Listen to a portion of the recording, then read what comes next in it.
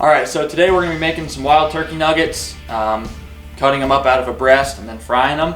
I know some people sometimes get the idea that wild turkey's tough, and this is a pretty good recipe to mitigate that problem, and you end up with some delicious fried turkey nuggets. So this bird was alive 2 days ago. We went in and shot him on May 4th. It is now May 6th. So we haven't froze this piece of meat, and other than that, not a lot of supplies that you need.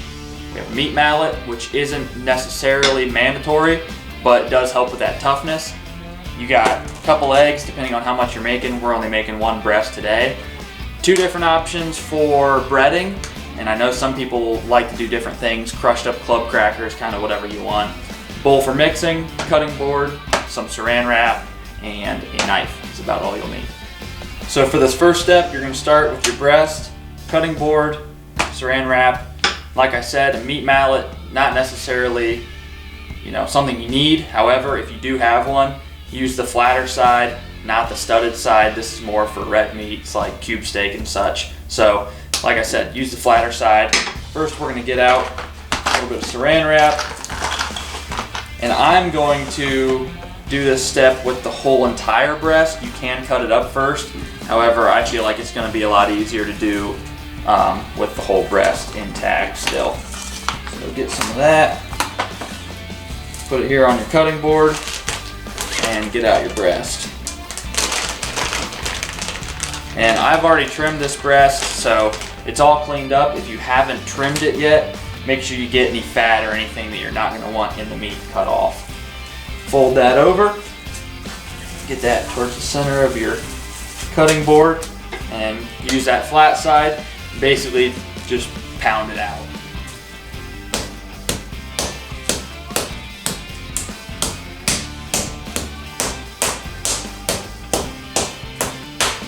That saran wrap helps with kind of keeping it from moving a whole lot. And that's also why I didn't cut it up first. That way I'm not trying to pound out little tiny strips which are going to be moving.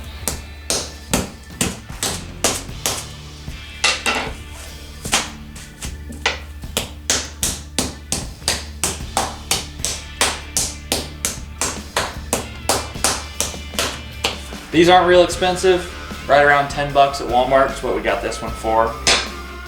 And we're gonna pull this thing out. Looks pretty even, which is a good thing.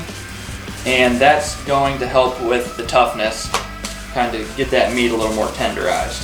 So at this point, we can cut it up, and that's what we're gonna do. I'm gonna grab a knife.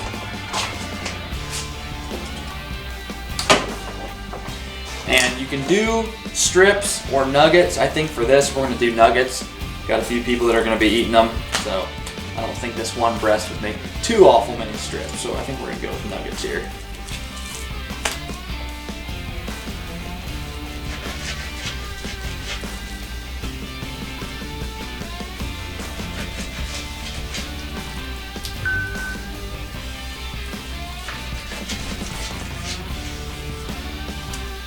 That one's more of a strip.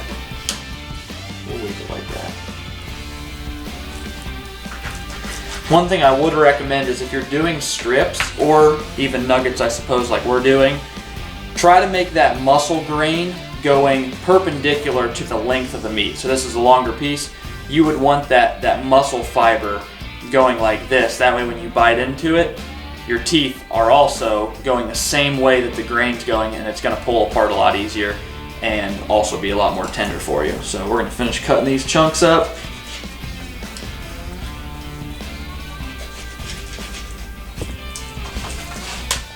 All right, so now that we got our chunks all cut up, it's now time to prepare the egg wash, which I think for mine, I'm gonna add milk. Beauty of it is, the only rule with cooking is that there's no rules. So you can do whatever you want. You can stick with just eggs, or you can add a little bit of milk. I think I'm just going to try to get that in there to help with the batter sticking to the pieces of meat. So I'm going to do 2 eggs for now. You can always add more if you need to.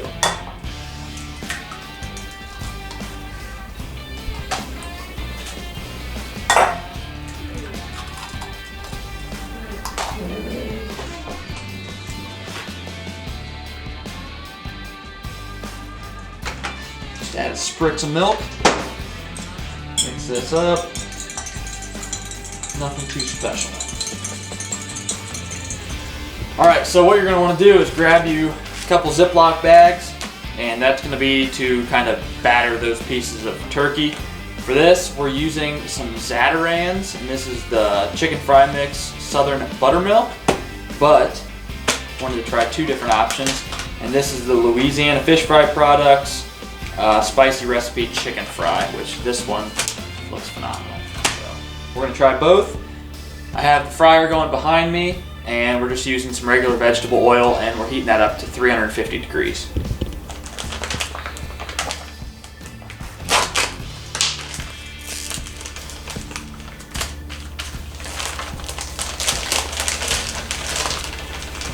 That just smells good.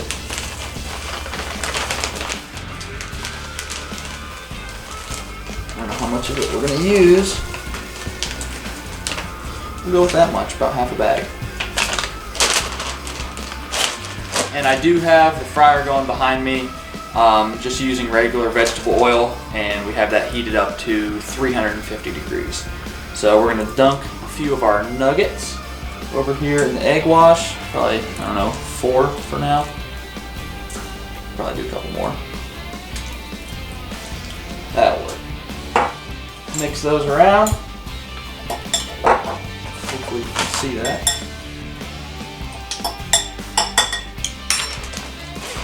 Open up your bag. Grab your nuggets. Get some of that excess off. You don't want to put too many in there at a time, and you also don't want to put multiple in at the same time. Grab each one individually. If you grab them multiple at a time, they're just going to stick together, and you're not going to be able to get breading on each one of them, so you'll end up with bare spots. And if you're like me, you like them crispy. Keep some air in there, that way you can grab it and really get that, make sure you get it all covered.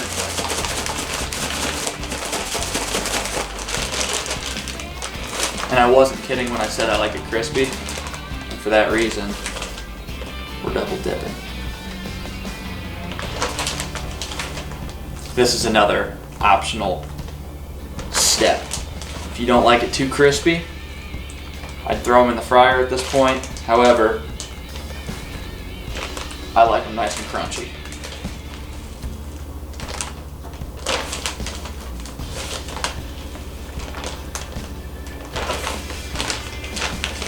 So back in the egg wash, mix those around again. We're going to grab these back out of there. So they already have one coat of breading on them, and we're doing 2. And throwing them back in the egg wash does not make that other batter fall off.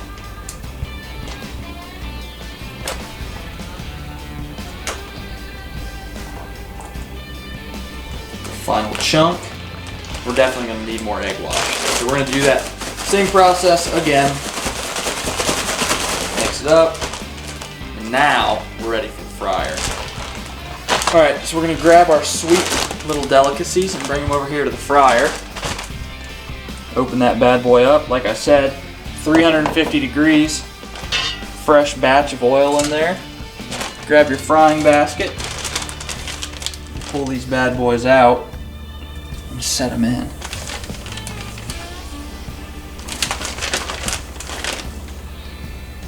That one's going to be good right there.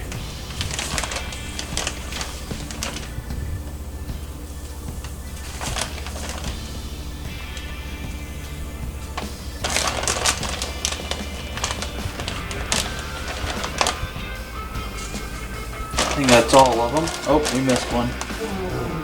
Last man standing. Throw that in. And basically once they're golden brown, start floating up to the top, you'll know they're done.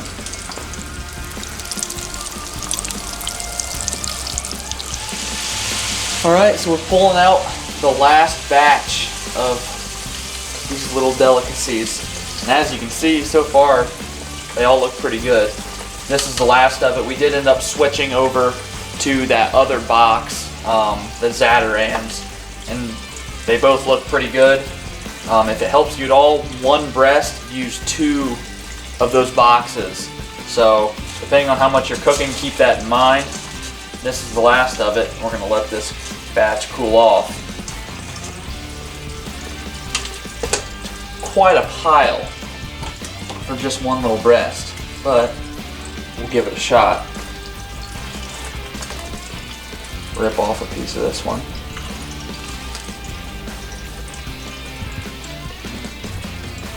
Pretty dang good. You can't expect it to be as tender as, you know, some white chicken meat, but for wild turkey it's really good. We did end up adding a little bit of spice to that breading, and I think that helped a lot. We added some Cajun spice to it and it tastes really good. So hopefully you get one, and if you do, try this recipe, or if you have one of your own, drop in the comments, because we're always up to try something new. So thanks for watching.